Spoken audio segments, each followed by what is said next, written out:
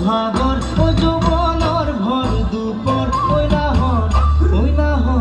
ওই নাহৰ যাচি বিলে পানী টুপি পিয়াহৰ